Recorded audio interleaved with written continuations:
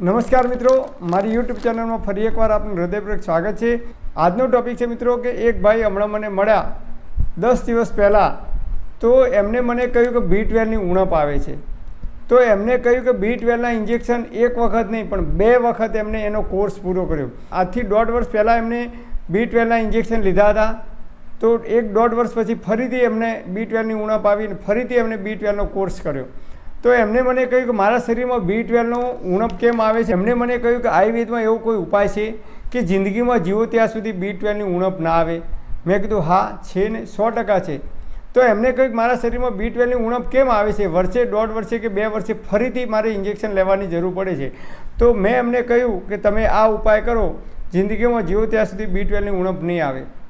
તો સૌથી પહેલાં આયુર્વેદમાં કહ્યું છે કે જેનું પેટ સાફ એના બધા રોગ માફ। અને આયુર્વેદની અંદર પણ કહ્યું છે સર્વેષાણામ રોગાણામ નિદાનામ કુપિતમલમ, મતલબ કે બધા જ રોગોનું નિદાન એ શરીરની અંદર રહેલો કુપિત મલ છે, એટલે ખરાબ કચરો છે। જો આપણા બોડીની અંદર શરીરની અંદર રહેલો ખરાબ કચરો, ખરાબ કોલેસ્ટ્રોલ, કુપિત મલ એ જો બહાર નહીં નીકળે, એને બહાર કાઢવામાં નહીં આવે તો આપણા શરીરમાં અનેક પ્રકારની બીમારીઓ સમય આવે ત્યારે થઈ શકે છે। મેં કીધું કે તમે 7 દિવસ આયુર્વેદની લાઈફસ્ટાઈલ અપનાવો। તો એમને પગમાં કળતર થતી હતી, પગમાં નસ પકડાતી હતી, એક બાજુ ઊંઘવામાં આવે તો એ ખાલી ચડતી હતી, એટલે કે હાથ પગ શૂન્ય થઈ જતા હતા, પેટમાં બળતરા થતી હતી અને ભયંકર કબજિયાત થતી હતી। કબજિયાત એટલે જોરદાર કબજિયાત થતી હતી એમને। શરૂઆતનો મળ કઠણ આવે, ખૂબ જોર કરવું પડતું, મળ ત્યાગ કરતી વખતે ખૂબ સમય ટોયલેટમાં બેસી રહેવું પડતું। ઘણીવાર તો એ એવું કહેતા કે 2 દિવસે એક વખત ટોયલેટ જવું પડતું, ત્યારે જ પેટ સાફ થતું, રોજે રોજ પેટ સાફ થતું નહોતું। તો એમને 1 અઠવાડિયું 7 દિવસ સુધી મેં કહ્યું કે તમારે કોઈ વસ્તુ, કોઈ અનાજ ખાવાનું નથી। દાળ ભાત શાક રોટલી પૂરી ભજીયા, દૂધ ચા કોફી, દૂધની બનાવટો, દહીં છાશ બધું જ મેં કીધું તમે બંધ કરી દો। હરડેનો પાવડર મેં એમને કહ્યું કે તમે નિત્ય એનું સેવન કરવાનું ચાલુ કરી દો। મેં કહ્યું કે તમે એક દિવસ 1 ચમચી લો, એનાથી સવારે તમારું પેટ એકદમ સાફ ના થાય, દિવસમાં 2-3 વાર સવારે ઉઠીને તમારે પેટ સાફ ના થાય તો બીજા દિવસે તમારે 1.5 ચમચી એની માત્રા વધારી દેવાની। અને 1 ચમચીથી જો તમારું પેટ સાફ થઈ જાય તો બીજા દિવસે 1 ચમચી લેવાની, 2 દિવસ માત્ર લેવાની। અને 1 ચમચીથી વધારે વાર જો તમારે ઝાડા થતા હોય એટલે પેટ સાફ થતું હોય તો તમારે માત્રા એની ઘટાડી દેવાની, 1/4 ચમચી કે અડધી ચમચી કરી દેવાની।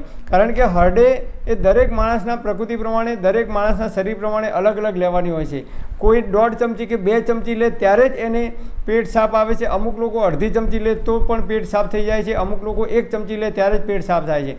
આમ મેં એમને હરડેનો પાવડર આપ્યો અને એમને મેં કહ્યું કે તમે દરરોજ 1 ચમચી શરૂઆતમાં 3 દિવસ સુધી લો, તમારું પેટ નેટ એન્ડ ક્લીન એકદમ સાફ થઈ જશે। તો બીજા દિવસે એમનું પેટ સાફ ઓછું થયું, ત્રીજા દિવસે વધારે થયું અને ચોથા દિવસે એમને 3 થી 4 વખત જવું પડ્યું અને એકદમ પેટ સાફ થવા લાગ્યું। તો મેં કહ્યું કે 3 દિવસ પછી બિલકુલ બંધ કરી દો હરડે। તમારે હરડેનો પ્રયોગ કરવો હોય તો અઠવાડિયામાં 2 વખત કે વધુમાં વધુ 3 વખત કરી શકો છો। અને ભયંકર કબજિયાત રહેતી હોય, વર્ષો જૂની કબજિયાત રહેતી હોય, કાયમી કબજિયાત રહેતી હોય તો તમે હરડેનું નિત્ય સેવન અડધી ચમચી તમે કરી શકો છો। કારણ કે જો પેટ સાફ નહીં થાય તો અનેક પ્રકારના રોગ થશે। જેમ ચાનું વ્યસન પડી જાય છે, ઘણા લોકોને બીડી કે તમાકુ કે માવો મસાલો ખાવાનું વ્યસન પડી જાય છે, એમ જો હરડેનું નિત્ય અડધી ચમચી હરડેનું સેવન કરવાથી પેટ સાફ થતું હોય તો એમાં કોઈ નુકસાન નથી। આયુર્વેદમાં કહી છે પેટ સાફ નહીં થાય તો બધા રોગ થશે સમય આવે ત્યારે। તો પેટ સાફ હરડેથી થતું હોય તો તમે નિત્ય અડધી ચમચી હરડેનો પાવડર લઈ શકો છો। જો પેટ સાફ ના થતું હોય કન્ટિન્યુ તો પણ પેટ સાફ થવાની શરૂઆત થઈ જાય તો તમારે અઠવાડિયામાં 2 દિવસ લેવાની, પછી લેવાની નહીં। પછી જ્યારે તમે કોઈ ભારે ખોરાક ખો છો અથવા બહાર ભોજન કરવાનું થાય છે, હોટલમાં જવાનું થાય છે, એ દિવસે તમારે 1 ચમચી આખી લઈ લેવાની, પછી લેવાની નહીં। આમ મહિનામાં તમે 8 થી 10 વખત આનો ઉપયોગ કરી શકો છો, કન્ટિન્યુ લેવાનું નથી। જ્યારે તમને એમ લાગે પેટ ભારે છે કે વધારે ખવાઈ ગયું છે એ દિવસે રાત્રે 1 ચમચી હરડેનો પાવડર તમારી ફાંકી કરવાની। એટલે હરડેને આયુર્વેદની અંદર માતાનું બિરુદ આપવામાં આવે છે। જેની માતા નથી એની માતા હરડે છે। અને એવું પણ કહેવામાં આવે છે કે માતા કદાચ કોપાયમાન થાય, એટલે કે માતા ગુસ્સો કરે તો બાળકને કદાચ 1 કે 2 થપ્પડ મારી દે, પણ આયુર્વેદમાં કહે છે કે પેટની અંદર ગયેલી હરડે ક્યારેય કોપાયમાન થતી નથી, ક્યારેય તમારું અહિત કરતી નથી, પરોપકારી બને છે. એટલે હરડે નાના બાળકોને પણ આપી શકાય અને વૃદ્ધ હોય 80, 90, 100 વર્ષના એમને પણ આપી શકાય, પણ એમની માત્રા દરેકની અલગ અલગ હોય છે. નાના બાળકને આપવી હોય તો થોડીક આંગળીમાં ચટાડવી હોય એટલે ચોથા ભાગની ચમચી તમારે આપી શકાય. એમની 16 વર્ષથી ઉપરની ઉંમર હોય તો અડધી કે 1 ચમચી સુધી આપી શકાય. તો પેટ સાફ થાય એટલે પછી 1 કે 2 દિવસ આપીને બંધ કરી દેવાની, રોજ દરરોજ આપવાની જરૂર નથી. તો એ ભાઈએ નિત્ય હરડેનું સેવન ચાલુ કર્યું અને 7 દિવસ સુધી ઉપવાસ કર્યા માત્ર ફ્રૂટ ઉપર. અને 16 કલાકનો ઉપવાસ મેં એમને કહી દીધું કે દરરોજ તમારે 16 કલાકનો ઉપવાસ કરવાનો, સૂર્યાસ્ત પછી ભોજન નહીં કરવાનું. એટલે 6 વાગે કે 7 વાગ્યા સુધી મોડા ભોજન કરી લેવાનું. બીજા દિવસે 10 વાગે ત્યારે તમારે ભોજન કરવાનું, એ પણ માત્ર ફ્રૂટ અથવા ફ્રૂટનો જ્યુસ, એ દૂધ કે ખાંડ નાખ્યા વગર. અને ખાટા અને મીઠા 2 ફળ એકસાથે ખાવાના નહીં. ફળ ખાધા પછી તરત ક્યારે પાણી પીવાનું નહીં.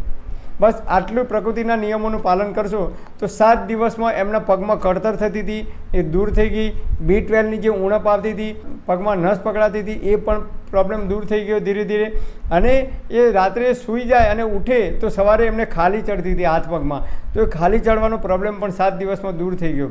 અને એમના પેટમાં જેટલી પણ ગંદકી હતી એ તમામ પ્રકારની ગંદકી ધીમે ધીમે 7 દિવસની અંદર દૂર થઈ ગઈ.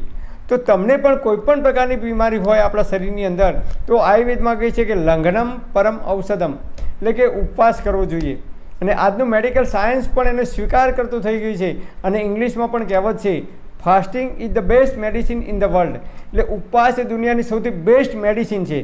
એટલે જ્યારે પણ બીમાર પડીએ આપણે, કોઈપણ પ્રકારની તકલીફ થાય શરીરમાં, ત્યારે આયુર્વેદમાં કહે છે કે તમારે 7 દિવસ કે 10 દિવસ કે 15 દિવસ કે 21 દિવસ સુધી ખાવાનું બંધ કરી દેવાનું. માત્ર ફ્રૂટ અથવા ફળોનો જ્યુસ તમે લઈ શકો છો, એ પણ ખાંડ કે દૂધ નાખ્યા વગર. અને એક જ ફળનો ખાઈ શકવાનું, એક જ ફળનો જ્યુસ લઈ શકાય, એકથી વધારે ફ્રૂટ મિક્સ કરવાના નથી. અને અત્યારે ઉનાળાની અંદર મેં એમને કહ્યું તમારે શેરડીનો રસ પીવાનો, અને એ પણ બરફ નાખ્યા વગરનો અને તાજો પીવાનો, ફ્રીજમાં મૂક્યા વગરનો. તો સવારે 10-11 વાગે તમે પી શકો છો, બપોરે 1-2 વાગે પી શકો છો. આમ દિવસમાં 2 વખત 1-1 ગ્લાસ તમે શેરડીનો રસ નિત્ય પી શકો છો. તો આ રીતે એમને 7 દિવસની અંદર એમના પગમાં કળતર થતી હતી એ દૂર થઈ ગઈ, B12ની ઉણપ હતી એ દૂર થઈ ગઈ, એમને નસ પકડાતી હતી પગમાં એ દૂર થઈ ગઈ, એમના હાથ પગમાં ખાલી ચડતી હતી એ પણ દૂર થઈ ગઈ. તો અનેક પ્રકારની બીમારીઓ દૂર કરે છે. અને પેટમાં જેટલી પણ બીમારીઓ હતી, પેટના જે કંઈ રોગ થતા હતા, પેટ ફૂલવું, પેટ ભારે લાગવું, અપચો, અજીર્ણ, કબજિયાત, આ તમામ પ્રકારની બીમારીઓ દૂર થઈ ગઈ. તો તમારે પણ કોઈપણ પ્રકારની બીમારી હોય તો આપણે સૌથી પહેલાં ઉપવાસ કરવાનો અને ફ્રૂટ ઉપર આવી જવાનું. જે કંઈ ફ્રૂટ સિઝનના હોય એ માત્ર ફ્રૂટ જ ખાવાના. અને તમે હરડેનું નિત્ય અઠવાડિયામાં 2 કે 3 દિવસ અડધી ચમચી કે 1 ચમચી, તમારું પેટ સાફ થાય એટલી ચમચી માત્ર અઠવાડિયામાં 2 દિવસ કે 3 દિવસ વધુમાં વધુ તમે હરડેનું સેવન કરી શકો છો. તો આ રીતે આપણે જો પ્રકૃતિના નિયમોનું પાલન કરીશું, આપણા ઘરની અંદર હરડેનો પાવડર નિત્ય રાખીશું, અને જ્યારે પણ આપણને કોઈ પ્રોબ્લેમ થાય અથવા પ્રોબ્લેમ ના હોય, બીમાર ના પડ્યા હોઈએ, ગેસ એસિડિટી ના થતી હોય છતાં તમે જો હરડેનું નિત્ય સેવન કરશો, એટલે કે અઠવાડિયામાં 2 જ દિવસ તમે નિત્ય સેવન કરશો હરડેનું, તો આપણા ઋષિઓ કહે છે કે આપણે જ્યાં સુધી જીવીશું ત્યાં સુધી તંદુરસ્ત અને નિરોગી રહી શકીશું. પરમપિતા પરમાત્મા આપ સર્વેને તંદુરસ્ત અને નિરોગી રાખે એવી હૃદયપૂર્વક મારી પ્રાર્થના. Thank for watching my video. Thank you.